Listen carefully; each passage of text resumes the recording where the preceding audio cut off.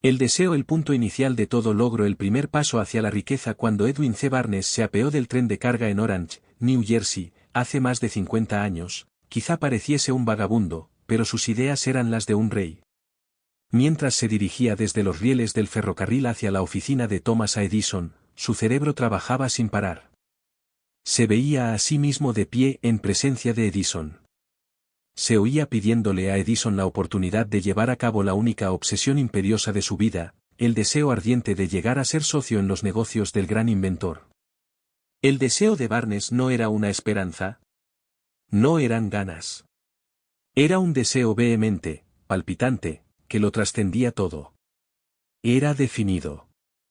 Algunos años después, Edwin C. Barnes volvió a pararse frente a Edison, en la misma oficina en que se había encontrado por primera vez con el inventor. En esta ocasión, el deseo se había convertido en realidad. Era socio de Edison. El sueño dominante de su vida se había vuelto realidad. Barnes tuvo éxito porque eligió un objetivo definido, y puso toda su energía, toda su fuerza de voluntad, todos sus esfuerzos, todo, en pos de ese objetivo. El hombre que quemó sus naves pasaron 5 años antes de que apareciera la oportunidad que había estado buscando. Para todos, excepto para él, solo parecía una parte más del engranaje de los negocios de Edison, pero en su interior, él fue el socio de Edison cada minuto del día, desde el primero en que empezó a trabajar allí. Es una ejemplificación notable del poder de un deseo definido. Barnes consiguió su objetivo porque deseaba ser socio de Edison más que ninguna otra cosa. Creó un plan con el que alcanzar su propósito. Pero quemó todas sus naves tras de sí. Se mantuvo firme en su deseo hasta que éste se convirtió en la obstinación obsesiva de su vida, y finalmente, en un hecho. Cuando viajó a Orange, no se dijo a sí mismo, trataré de convencer a Edison de que me dé algún tipo de trabajo, sino, voy a ver a Edison para explicarle que he venido a hacer negocios con él. No se dijo, estaré alerta ante cualquier otra oportunidad, en caso de que no consiga lo que quiero en la organización de Edison, sino, no hay más que una cosa en este mundo que estoy decidido a conseguir, y es asociarme con Edison en sus negocios. Quemaré todas las naves tras de mí, y apostaré mi futuro a mi capacidad para conseguir lo que quiero. No se planteó en ningún momento retroceder. Tenía que triunfar o morir. Esa es toda la historia del éxito de Barnes.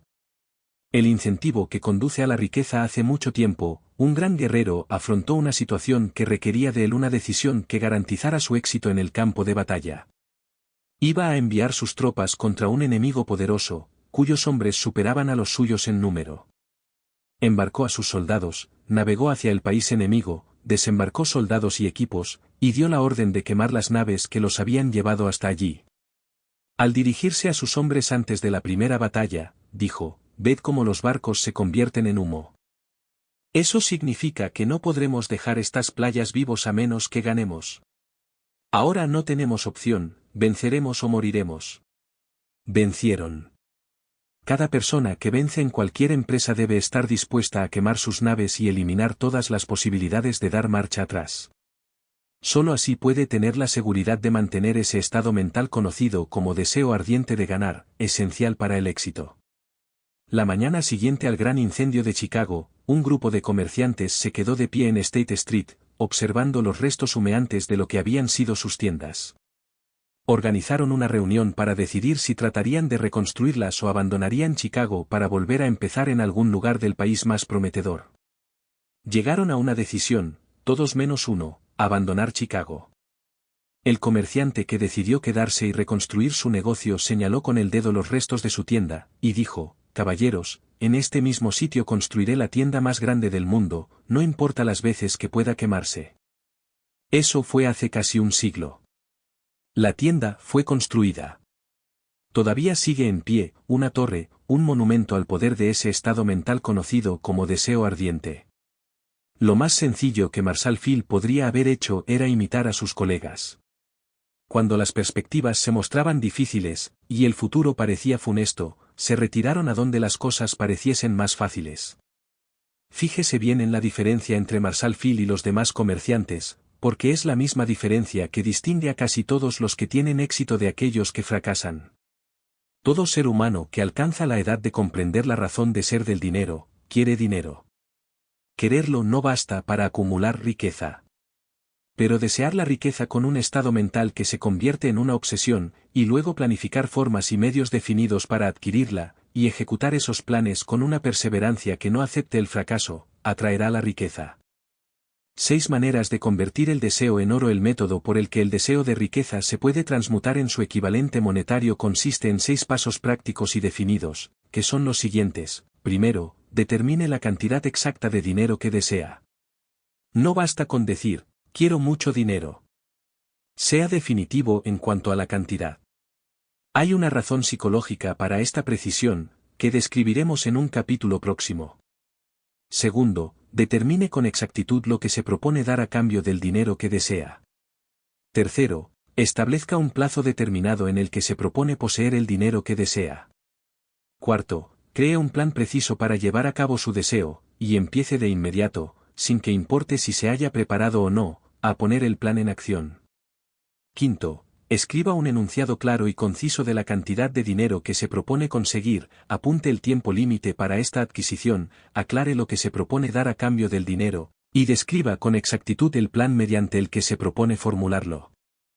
Sexto, lea su memorándum en voz alta, 2 veces al día, una vez antes de acostarse, y otra, al levantarse. Mientras lee, vea, sienta y piénsese ya en posesión del dinero. Es importante que siga las instrucciones descritas en estos 6 pasos. En especial observe y siga las instrucciones del 6º paso. Tal vez se queje de que le resulta imposible verse en posesión del dinero antes de tenerlo realmente. Aquí es donde el deseo ardiente acudirá en su ayuda. Si usted realmente desea el dinero con tanta vehemencia que su deseo se ha convertido en una obsesión, no tendrá dificultad en convencerse de que lo adquirirá. El caso es desear el dinero, y llegar a estar tan determinado a poseerlo que se convenza de que lo tendrá. ¿Puede imaginarse que es usted millonario? Para el no iniciado, que no se ha educado en los principios fundamentales de la mente humana, quizás estas instrucciones parezcan poco prácticas. Para quienes no consigan reconocer la validez de estos 6 puntos, puede ser útil saber que la información que difunden fue revelada por Andrew Carnegie, el cual empezó como un obrero común en una siderúrgica. Pero se las arregló, pese a sus humildes comienzos, para que estos principios le rindieran una fortuna de más de $100 millones. Como ayuda adicional quizá le sirva saber que los 6 puntos recomendados aquí fueron cuidadosamente estudiados por el extinto Thomas A. Edison, que puso su sello de aprobación en ellos por ser esenciales no solo para la acumulación de dinero, sino para la consecución de cualquier objetivo. Estos pasos no requieren trabajo duro. Tampoco sacrificio. No exigen que uno se vuelva ridículo, ni crédulo. Para utilizarlos no hace falta educación superior.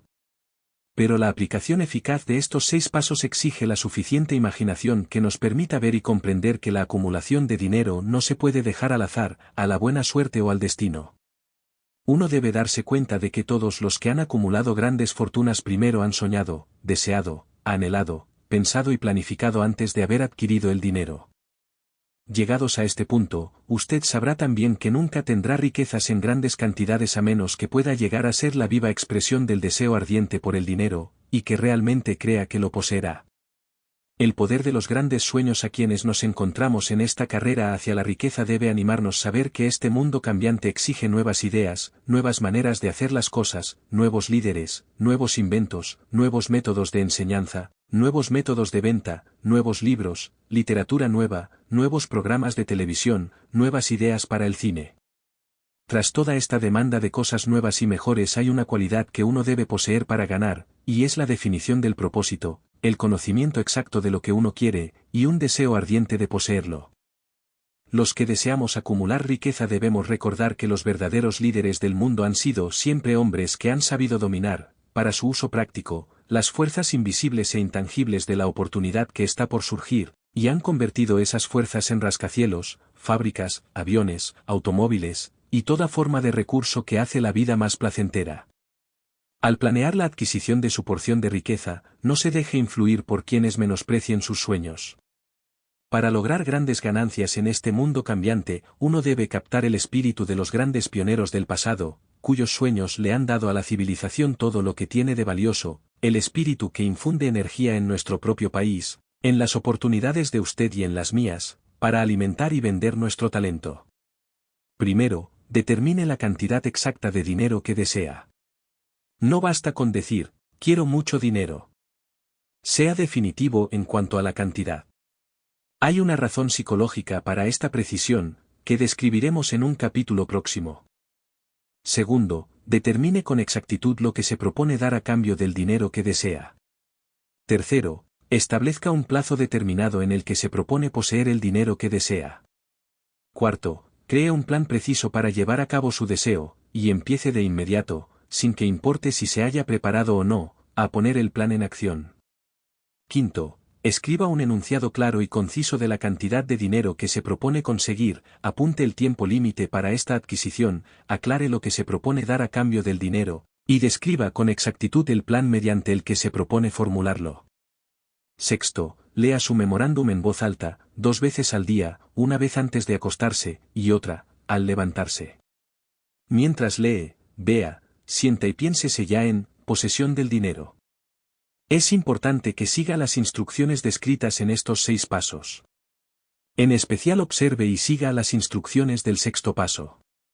Tal vez se queje de que le resulta imposible verse en posesión del dinero antes de tenerlo realmente. Aquí es donde el deseo ardiente acudirá en su ayuda. Si usted realmente desea el dinero con tanta vehemencia que su deseo se ha convertido en una obsesión, no tendrá dificultad en convencerse de que lo adquirirá. El caso es desear el dinero, y llegar a estar tan determinado a poseerlo que se convenza de que lo tendrá. ¿Puede imaginarse que es usted millonario?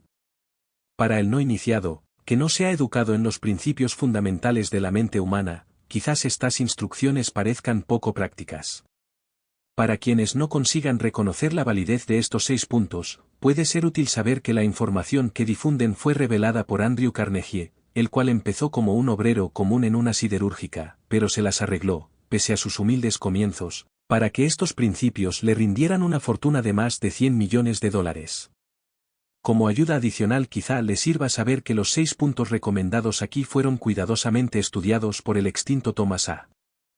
Edison, que puso su sello de aprobación en ellos por ser esenciales no solo para la acumulación de dinero, sino para la consecución de cualquier objetivo. Estos pasos no requieren trabajo duro. Tampoco sacrificio. No exigen que uno se vuelva ridículo, ni crédulo. Para utilizarlos no hace falta educación superior. Pero la aplicación eficaz de estos 6 pasos exige la suficiente imaginación que nos permita ver y comprender que la acumulación de dinero no se puede dejar al azar, a la buena suerte o al destino. Uno debe darse cuenta de que todos los que han acumulado grandes fortunas primero han soñado, deseado, anhelado, pensado y planificado antes de haber adquirido el dinero. Llegados a este punto, usted sabrá también que nunca tendrá riquezas en grandes cantidades a menos que pueda llegar a ser la viva expresión del deseo ardiente por el dinero, y que realmente crea que lo poseerá. El poder de los grandes sueños a quienes nos encontramos en esta carrera hacia la riqueza debe animarnos a saber que este mundo cambiante exige nuevas ideas, nuevas maneras de hacer las cosas, nuevos líderes, nuevos inventos, nuevos métodos de enseñanza, nuevos métodos de venta, nuevos libros, literatura nueva, nuevos programas de televisión, nuevas ideas para el cine. Tras toda esta demanda de cosas nuevas y mejores hay una cualidad que uno debe poseer para ganar, y es la definición del propósito, el conocimiento exacto de lo que uno quiere, y un deseo ardiente de poseerlo. Los que deseamos acumular riqueza debemos recordar que los verdaderos líderes del mundo han sido siempre hombres que han sabido dominar, para su uso práctico, las fuerzas invisibles e intangibles de la oportunidad que está por surgir, y han convertido esas fuerzas en rascacielos, fábricas, aviones, automóviles, y toda forma de recurso que hace la vida más placentera. Al planear la adquisición de su porción de riqueza, no se deje influir por quienes menosprecien sus sueños. Para lograr grandes ganancias en este mundo cambiante, uno debe captar el espíritu de los grandes pioneros del pasado, cuyos sueños le han dado a la civilización todo lo que tiene de valioso, el espíritu que infunde energía en nuestro propio país, en las oportunidades de usted y en las mías, para alimentar y vender nuestro talento. El deseo lleva ventaja sobre la madre naturaleza. Como culminación adecuada de este capítulo quiero presentar a una de las personas más excepcionales que he conocido. Lo vi por primera vez pocos minutos después de que hubiera nacido. Vino a este mundo sin ningún rastro físico de orejas, y el médico admitió, cuando le pedí su opinión sobre el caso, que el niño sería sordo y mudo toda la vida. Me opuse a la opinión del médico. Estaba en mi derecho. Yo era el padre del niño. Tomé una decisión y me formé una opinión, pero expresé esa opinión en silencio, en el fondo de mi corazón. En mi interior supe que mi hijo oiría y hablaría. ¿Cómo? Estaba seguro de que tenía que haber una manera, y sabía que la encontraría. Pensé en las palabras del inmortal Emerson: el curso de las cosas acontece para enseñarnos la fe. Solo necesitamos estar atentos. Hay indicadores, claves, para cada uno de nosotros, y si escuchamos con humildad, oiremos la palabra justa. ¿La palabra justa? Deseo. Mucho más que ninguna otra cosa, yo deseaba que mi hijo no fuera sordomudo. De ese deseo no renegué jamás, ni por un segundo. ¿Qué podía hacer? Encontraría alguna forma de trasplantar a ese niño mi propio deseo ardiente de dar con maneras y medios de hacer llegar el sonido a su cerebro sin la ayuda de los oídos. Tan pronto como el niño fuese lo bastante mayor para cooperar, le llenaría la cabeza de tal manera de ese deseo ardiente, que la naturaleza lo traduciría en realidad con sus propios métodos. Todos estos pensamientos pasaron por mi mente, pero no hablé de ello con nadie. Cada día renovaba la promesa que me había hecho a mí mismo de que mi hijo no sería sordomudo. Cuando creció y empezó a percibir las cosas que lo rodeaban, notamos que mostraba débiles indicios de que oía. Cuando alcanzó la edad en que los niños suelen empezar a emitir palabras, no hizo intento alguno de hablar, pero de sus actos podíamos deducir que percibía ciertos sonidos. Eso era todo lo que yo quería saber. Estaba convencido de que, si podía oír, aunque fuese débilmente, sería capaz de desarrollar una mayor capacidad auditiva. Entonces sucedió algo que me llenó de esperanza. Surgió de algo totalmente inesperado. Un accidente que cambió una vida. Compramos un fonógrafo. Cuando el niño oyó la música por primera vez, entró en éxtasis, y muy pronto se apropió del aparato. En una ocasión estuvo poniendo un disco una y otra vez, durante casi 2 horas, de pie delante del fonógrafo, mordiendo un borde de la caja. La importancia de esa costumbre que adquirió no se nos hizo patente sino hasta años después, ya que nunca habíamos oído hablar del principio de la conducción ósea del sonido. Poco después de que se apropiase del fonógrafo, descubrí que podía oírme con claridad cuando le hablaba con los labios junto a su hueso mastoideo, en la base del cráneo. Una vez hube descubierto que podía oír perfectamente el sonido de mi voz, empecé de inmediato a transferirle mi deseo de que oyese y hablase. Pronto descubrí que el niño disfrutaba cuando yo le contaba cuentos antes de dormirse, de modo que me puse a trabajar para idear historias que estimularan su confianza en sí mismo, su imaginación, y un agudo deseo de oír y de ser normal. Había un cuento en particular, en el que yo hacía hincapié dándole un renovado matiz dramático cada vez que se lo contaba. Lo había inventado para sembrar en su mente la idea de que su dificultad no era una pesada carga, sino una ventaja de gran valor. Pese al hecho de que todas las maneras de pensar que yo había examinado indicaban que cualquier adversidad contiene la semilla de una ventaja equivalente, debo confesar que no tenía ni la menor idea de cómo se podía convertir esa dificultad en una ventaja. Ganó un mundo nuevo con 6 centavos. Al analizar la experiencia retrospectivamente, puedo ver que su fe en mí tuvo mucho que ver con los sorprendentes resultados. Él no cuestionaba nada que yo le dijera. Le vendí la idea de que tenía una ventaja original sobre su hermano mayor, y que esa ventaja se reflejaría de muchas maneras.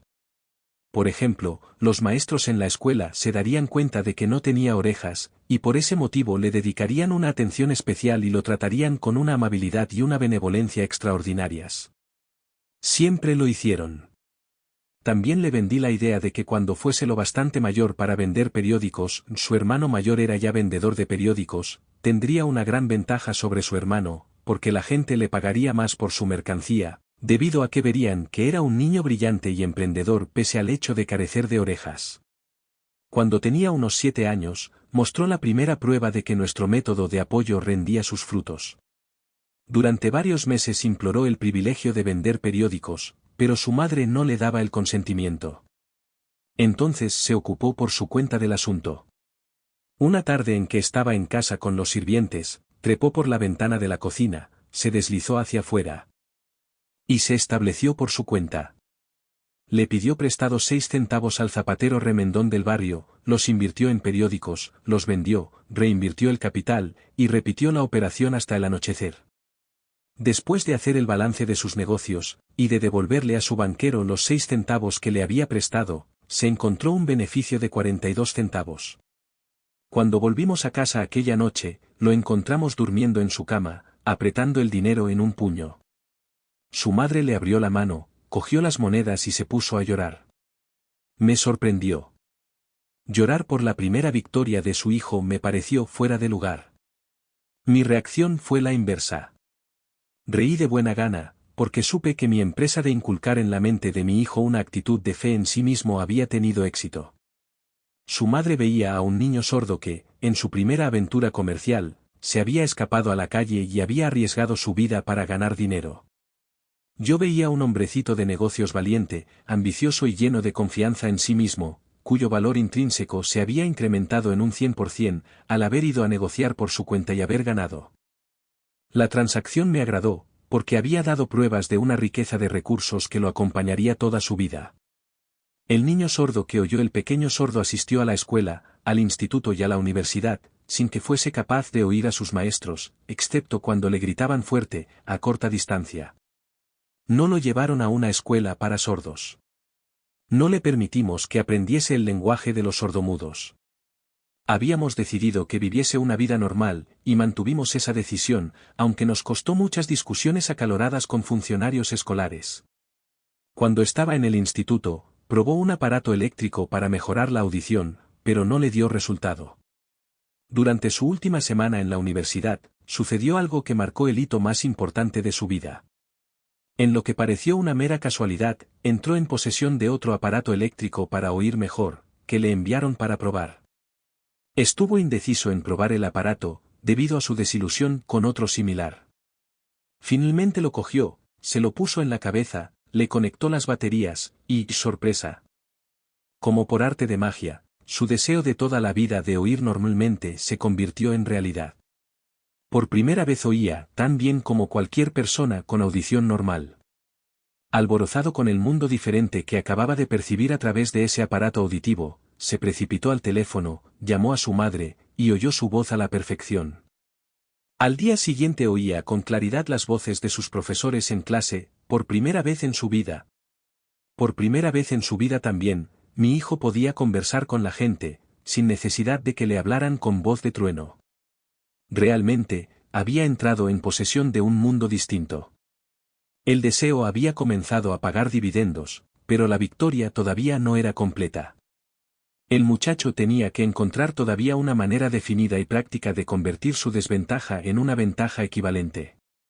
Ideas que obran milagros sin apenas darse cuenta de la importancia de lo que acababa de obtener, pero embriagado con la alegría del descubrimiento de ese mundo de sonidos, escribió una entusiasta carta al fabricante del audífono, relatándole su experiencia. Algo en ella hizo que la compañía lo invitase a Nueva York. Cuando llegó, lo llevaron a visitar la fábrica, y mientras hablaba con el ingeniero jefe, contándole de su mundo recién descubierto, una corazonada, una idea o una inspiración, llámesela como se quiera, destelló en su cerebro. Era ese impulso del pensamiento que convertía su dificultad en una ventaja, destinada a pagar dividendos en dinero y en felicidad por millares durante todo el tiempo venidero. El resumen y el núcleo de ese impulso de pensamiento era así: se le ocurrió que él podría ser de gran ayuda para los millones de sordos que viven sin el beneficio de audífonos si pudiera encontrar una manera de relatarles la historia de su descubrimiento del mundo. Durante un mes entero llevó a cabo una intensa investigación, durante la cual analizó todo el sistema de ventas del fabricante de audífonos e ideó formas y medios de comunicarse con los duros de oído de todo el mundo, decidido a compartir con ellos su nuevo mundo recién descubierto. Una vez lo tuvo hecho, puso por escrito un plan bienal, basado en sus investigaciones. Cuando lo presentó a la compañía, al momento le dieron un puesto de trabajo para que llevara a cabo su ambición. Poco había soñado, cuando empezó a trabajar, que estaba destinado a llevar esperanza y alivio a millares de sordos que, sin su ayuda, se hubieran visto condenados para siempre a la sordera. No me cabe duda de que Blair hubiera sido sordomudo toda su vida si su madre y yo no nos las hubiésemos ingeniado para formar su mente tal como lo hicimos. Cuando sembré en su interior el deseo de oír y de hablar, y de vivir como una persona normal, alguna extraña influencia hubo en ese impulso que hizo que la naturaleza tendiese una especie de puente para salvar el golfo del silencio que separaba su cerebro del mundo exterior. En verdad, el deseo ardiente tiene maneras tortuosas de transmutarse en su equivalente físico. Blair deseaba una audición normal, ahora la tiene. Nació con una minusvalía que fácilmente hubiera desviado a alguien, con un deseo menos definido, a la calle, con un puñado de lápices en una mano y una lata vacía en la otra. La pequeña mentira piadosa que sembré en su mente cuando él era un niño, llevándolo a creer que su defecto se convertiría en una gran ventaja que podría capitalizar, se justificó sola. Ciertamente, no hay nada, correcto o equivocado, que la confianza, sumada a un deseo ardiente, no pueda hacer real. Estas cualidades están al alcance de todos. La química mental hace magia. Un breve párrafo en un despacho de noticias en relación con Madame Chumanin da la clave del estupendo éxito de esta mujer como cantante. Cito el párrafo porque la clave que contiene no es otra que el deseo. Al comienzo de su carrera, Madame Chumanin visitó al director de la Ópera de Viena para que le hiciera una prueba de voz. Pero él no la probó. Después de echar un vistazo a la desgarbada y pobremente vestida muchacha, exclamó, nada cordial, con esa cara, y sin ninguna personalidad, ¿cómo espera tener éxito en la ópera? Señorita, olvide esa idea. Cómprese una máquina de coser, y póngase a trabajar. Usted nunca podrá ser cantante. Nunca es demasiado tiempo. El director de la Ópera de Viena sabía mucho sobre la técnica del canto. Sabía muy poco del poder del deseo, cuando éste asume las proporciones de una obsesión. Si hubiera conocido mejor ese poder, no hubiese cometido el error de condenar el genio sin darle una oportunidad. Hace varios años, uno de mis socios enfermó. Se puso cada vez peor a medida que el tiempo transcurría, y finalmente, lo llevaron al hospital para operarlo. El médico me advirtió que había muy pocas posibilidades de que yo volviera a verlo con vida. Pero esa era la opinión del médico, y no la del paciente.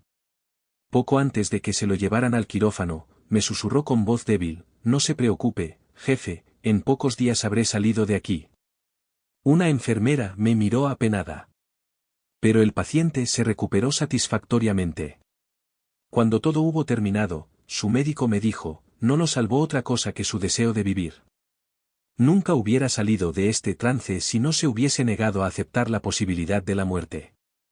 Creo en el poder del deseo respaldado por la fe, porque he visto cómo ese poder elevaba a hombres desde comienzos humildes a posiciones de poder y riqueza, lo he visto cómo saqueaba la tumba de sus víctimas, cómo servía de medio para que los hombres llevaran a cabo su rehabilitación después de haber fracasado en un centenar de formas distintas, lo he visto darle a mi propio hijo una vida normal, feliz y llena de éxito, a pesar de que la naturaleza lo enviase a este mundo sin orejas.